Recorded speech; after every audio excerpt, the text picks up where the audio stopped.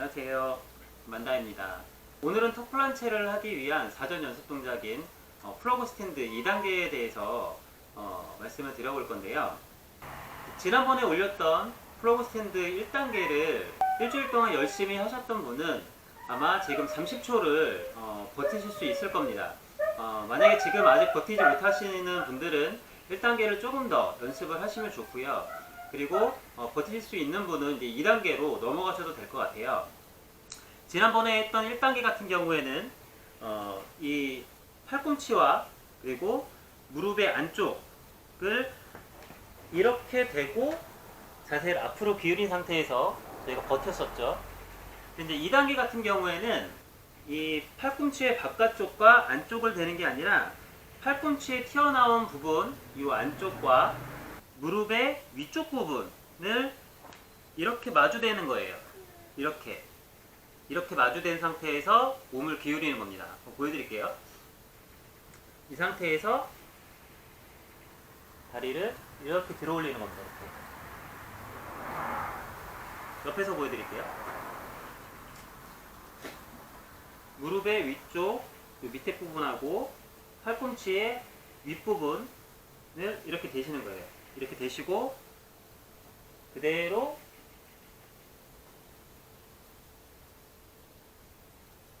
이렇게 다리를 들어 올리는 겁니다. 지금 이제 2단계 같은 경우에 굉장히 좀 편하게 하는 것처럼 보이실 텐데, 제가 처음에 2단계 연습을 할 때만 해도 이게 좀 그렇게 사실 쉽지는 않았어요. 제가 처음에 2단계를 연습할 때 뭐가 제일 문제였냐면, 이 팔꿈치 같은 경우에는 이 겉에 살 부분과 뼈 부분에 이렇게 움직이잖아요. 잘 움직이잖아요. 그렇죠? 이렇게. 그리고 무릎도 마찬가지로 이렇게 잘 움직여요. 그러다 보니까 팔에 힘이 없는 상태이다 보니까 이렇게 됐을 때 이게 자꾸 이렇게 미끄러지더라고요. 그러다 보니까 이렇게 자꾸 미끄러져가지고 잘 지탱을 하지 못하고 이렇게 떨어지는, 미끄러지는 그런 현상들이 발생이 많이 됐었어요. 근데 이게 이제 어느 정도 훈련이 되고 기울기를 앞으로 좀 가져갈 수 있게 되다 보니까 그때부터는 좀 잘 되더라고요. 그래서 처음에는 얘도 이제 계속 몸에 익숙해지는 수밖에 없습니다. 다만 저희가 1단계를 통해서 앞으로 기울여지는 연습을 많이 하셨고 크게 다치지 않는다라는 게 머릿속에 이제 각인이 돼 있다 보니까 아무래도 이제 그런 두려움은 좀 없어졌었어요. 대신에 2단계 같은 경우에는 조금 더 앞으로 기울기를 해주셔야 됩니다. 1단계 같은 경우에는 그냥 이렇게만 해도 들어 올려지잖아요. 그렇죠? 그리고 버틸 수 있어요. 이렇게 앞으로 조금 더 기울여줘야 편한데 뒤로 좀 무게중심이 와 있어도 떨어지지 않고 버틸 수가 있는데, 2단계 같은 경우에는 앞으로 충분히 기울여지지 않으면 다리를 오래 들고 있을 수가 없습니다. 그래서 손목에 지탱하는 힘도 훨씬 더 많이 필요해요.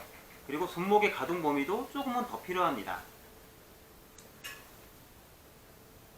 이 자세를 취했을 때 앞으로 넘어가려고 하는 부분들을 얘는 이렇게 머리를 이렇게 대기가 힘들거든요. 1단계는 앞으로 그냥 꼬꾸라졌으면 됐잖아요. 근데 2단계 같은 경우에는 넘어진다고 해서 그냥 이렇게 대기가 쉽지 않아요. 그래서 그걸 하시려면 조금 높은 쿠션 또는 뭔가 하나를 대고 그 위에 쿠션을 대고 하셔야 넘어지는 걸 방지할 수가 있습니다. 근데 이제 얘는 앞으로 기울기를 줘야 되다 보니까 앞으로 기울어질 때 이 힘을 막기 위해서는 손목의 힘으로 이렇게 지탱을 해줘야 돼요. 그러다 보니까 아무래도 손목에 부담이 조금 더 가는 편입니다.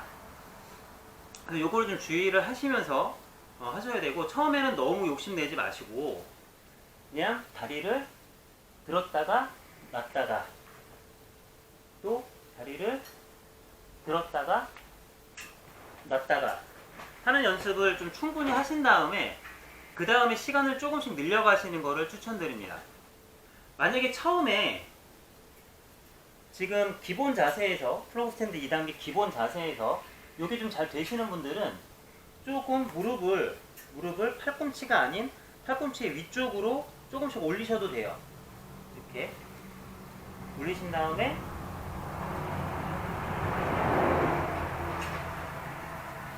이런 식으로 하셔도 됩니다. 플러그 스탠드 1단계와 2단계의 가장 큰 차이점은 우선은 손목에 부담이 훨씬 더 많이 가고 손목의 가동 범위도 조금 더 필요하다는 거, 그리고 앞으로 쓰러지려고 할 때 좀 높게 단을 쌓지 않으면 1단계처럼 머리를 그냥 대고 앞으로 넘어갈 수 없기 때문에 조금 더 부상의 위험이 따르고, 그러다 보니까 넘어가려고 하는 거를 앞으로 넘어가잖아요. 근데 이렇게 기울여져야 되는데 이게 몸이 그냥 이렇게 넘어갔을 때 손목을 삐끗할 수 있는 확률이 굉장히 높아요. 저도 예전에 2017년도에 연습을 할 때 이 연습을 하다가 그다음 손목을 한번 삐끗한 적이 있었거든요. 그래서 손목 항상 조심하시면서 처음에는 너무 무리하지 마시고 다리를 떴다 내렸다 떴다 내렸다 하는 동작을 먼저 연습을 좀 해보시면 좋을 것 같습니다. 플로그 스탠드 2단계를 완료를 하시게 되면 확실히 손목의 힘이 많이 강해져 있는 것을 느끼실 수 있을 거예요.